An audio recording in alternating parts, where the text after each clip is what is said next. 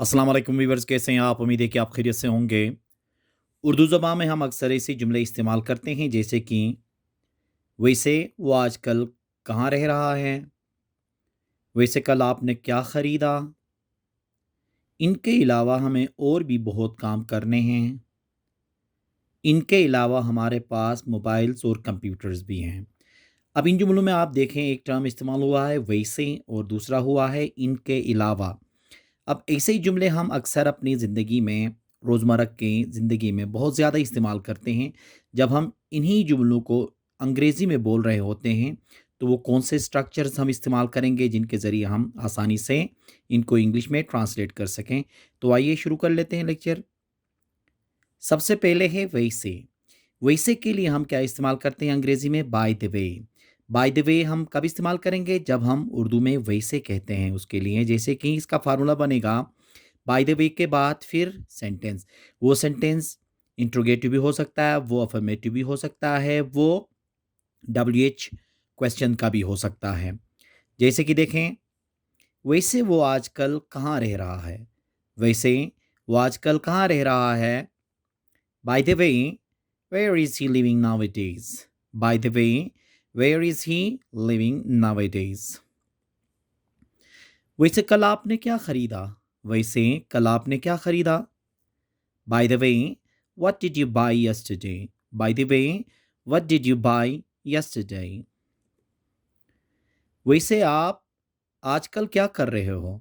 वैसे आप आजकल क्या कर रहे हो?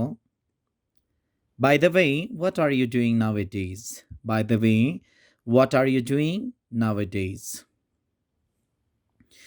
वैसे मैं उसके बारे में सब कुछ जानता हूँ।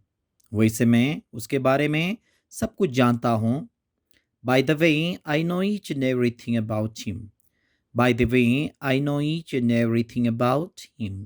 तो वैसे के लिए हमने क्या इस्तेमाल किया? बाय द वे का इस्तेमाल किया। इसके ज़रिए ऐसे जुमलों को हम आसानी से इंग्लिश में ट्रांसलेट कर सकते हैं। दूसरा है अपार्ट फ्रॉम दीज। ये इस्तेमाल होता है इनके अलावा कहने के लिए।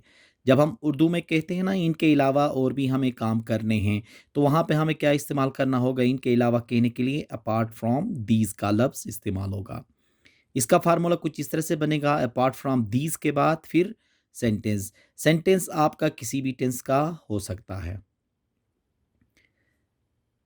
इनके अलावा हमें और भी बहुत काम करने हैं। इनके अलावा हमें और भी बहुत काम करने हैं। Apart from these we have many more things to do. Apart from these we have many more things to do. इन आम मशगलों के अलावा वो मुख्तलिफ खेल खेलने से लुत्फ़अंदोज़ होती हैं। इन आम मशगलों के अलावा वो मुख्तलिफ खेल खेलने से लुत्फ़अंदोज़ होती हैं। She enjoys playing various sports apart from these regular activities. She enjoys playing various sports apart from these regular activities. इनके अलावा हमारे पास मोबाइल्स और कंप्यूटर्स भी हैं। इनके अलावा हमारे पास मोबाइल्स और कंप्यूटर्स भी हैं। Apart from these, we have mobiles and the computers. Apart from these, we have mobiles and the computers.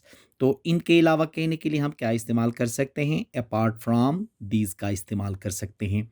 तो ये स्ट्रक्चर्स हमारी इंग्लिश को बहुत ज़्यादा इम्प्रूव करते हैं और इंग्लिश रवानी से बोलने में हमारी मदद करते हैं। तो इसलिए आप भी इनके इस्तेमाल कीजिए, इनके सेंटेंसेस बनाएं और रोज़मर्रा की ज़िंदगी में इंग्लिश में इनका आप इस्तेमाल करते जाएं। उम्मीद है कि आज का ये लेक्चर आपको पसंद आया होगा। Thank you very much.